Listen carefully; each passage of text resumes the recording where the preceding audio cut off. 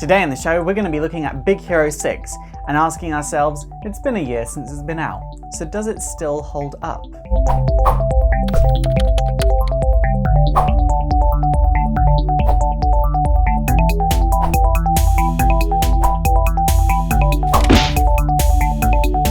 So when Big Hero 6 was first announced and we got the first promo images, I had very mixed feelings on it because as much as I don't really like Disney animation, Big Hero 6 looked like the thing I'd been missing from Disney animation. Disney just doesn't resonate with me in the way it does other people, so it was kind of interesting to see something that I kind of liked straight away. On the other hand, I am actually a fan of Marvel's Big Hero 6, the original comics and then the run from 2008. And I'm a huge advocate of, if you're going to adapt something and name the adaptation after the original, kind of do the original at least a little bit, and Big Hero 6 just didn't do that. The Big Hero 6 movie is just not the Big Hero 6 comic whatsoever. I just feel like there was no reason to keep the title as Big Hero 6, especially because the phrase Big Hero 6 is never actually said in the movie, but it is said in the comic.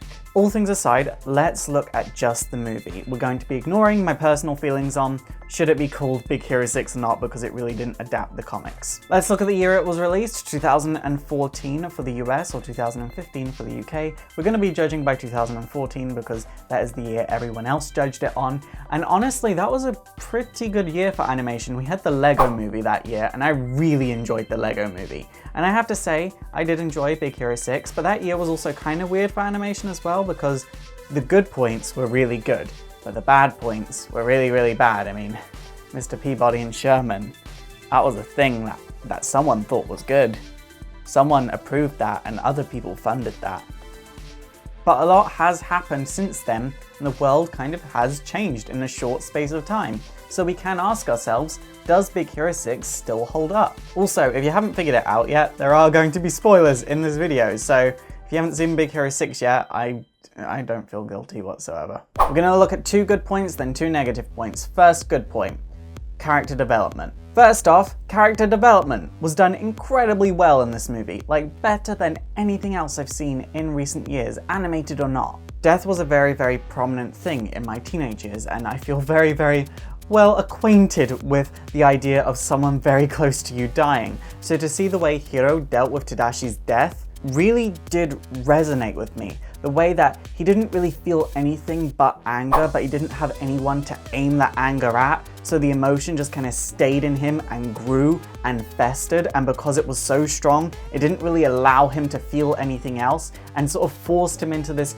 strange form of depression that's not really true depression, it's more just anger that you can't get out of your system because there's no one to throw it at. It's not that you're sad, it's not even that you're particularly angry at anyone, it's just that you can't feel anymore because you're angry at a situation and you can't get it out of your system. To see this type of emotion and this depth from an animated movie was kind of surprising to me, so I do give it props for that. Also, the rest of the team, I do find it interesting how they lost their best friend, and so they sort of look to Hiro initially to replace their best friend, but as they get to know Hiro, they sort of become his surrogate siblings, if that makes sense. You can argue that the other characters didn't have much character development individually, and you'd be totally right. Honey Lemon at the start of the movie is the same Honey Lemon at the end of the movie.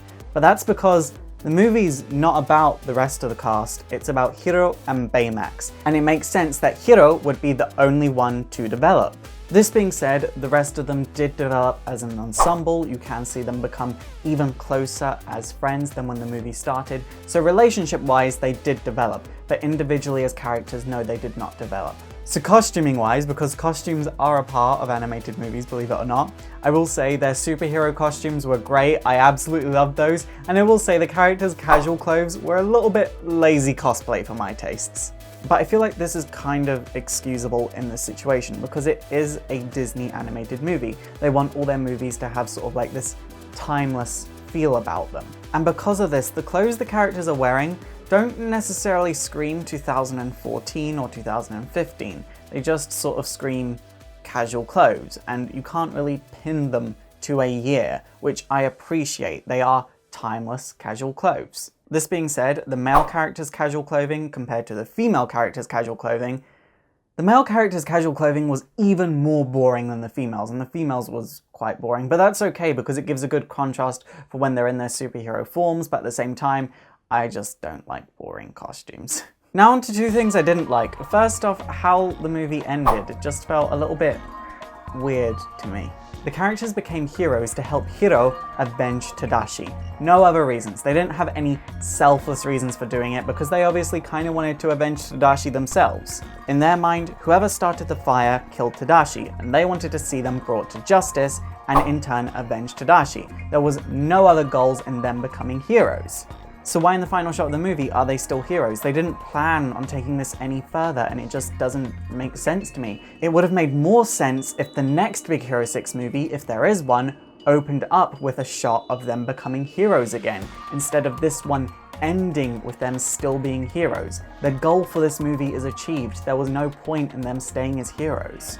This could have potentially been a very, very sweet and emotional ending, but because the final shot is them as heroes, it just made the whole thing seem a little bit subpar and average, and I personally don't like it when an ending is just subpar and average. I understand why from a business standpoint they've done this, because it's easier to sell merch the more times that we see the characters as heroes on screen, because you have that image of them as heroes sort of drilled into your mind. But in terms of storytelling, it just kind of felt a bit random. This being said, I didn't feel this way the very first time I watched this movie. It was only after the second or third time I watched it and I got to the ending and I was like, that's actually a little bit random in the context of this movie.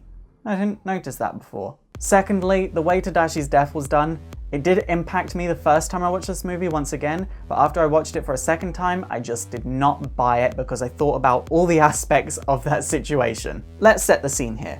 Tadashi, who lost his parents at a very young age, is standing outside a fire with his only direct relative, his younger sibling. By losing someone at such a young age in your life, you become very aware of the value of life and how fragile it is and how instantly it can be taken away from you. Even if you're not depressed, that is something that sticks with you, and therefore that would be a part of Tadashi's being. This aspect explains why he's so protective of Hiro. He doesn't want Hiro to meet the same fate as his parents. It totally makes sense in context with his character. So why, when his only direct family member is there watching his younger sibling, would he run into a fire? It just doesn't make sense with his character. Had Hiro not been there watching him run into the fire, it would have made sense with his character, but because Hiro was there, he would have had that reminder subconsciously about how fragile life is, and he would not have done it. I don't believe it. I do understand why they had to do Tadashi's death with Hiro around, but I feel like there were more effective ways to do this. There are a lot of aspects of this movie that are just a means to an end, and Tadashi's death was just treated as a means to an end. But when this is a part of the core of Hiro's character through the rest of the movie, it should not have been treated as that. It should have been treated as a major plot point, and it should have been written very, very well. And it just wasn't written well at all. So when you take into account the narrative of the movie and who the characters are, these two aspects just don't go together, so I just don't buy Tadashi's death whatsoever. Overall, 1 year later, I do still feel like Big Hero 6 holds up, but I don't think it's the best movie in terms of storytelling, but in character writing, it's very, very good. I just wish the story suited the characters and the narrative a little bit better, but this being said, it's still absolutely brilliant, and you should all go and check it out if you haven't watched it already. And who knows, if they do Big Hero 7, they could do Sunfire in Big Hero 6, and because of how Tadashi died, they could bring him back from the dead and turn him into Sunfire, which I would absolutely love to see because that would be a really ballsy move, but I don't know if Fox owns the rights to Sunfire because he's a mutant and he's worked with the X-Men a lot, so who knows, we'll see how that goes. It's super effective! Okay guys, that is it for today, so what do you think of Big Hero 6 1 year later? Do you agree with me that the narrative doesn't really suit the characters? Please let me know in the comments down below. And also don't forget to thumbs up and subscribe if you want to see more history videos. And also don't forget to like me on Facebook, follow me on Twitter, support the show by checking my Patreon if you want to see bigger and better and more history videos. And also don't forget to subscribe to my vlogging channel if you'd like to start your day with me every single day or watch me eat KFC. My name is Faust, this has been Exploring Comics and it is super effective.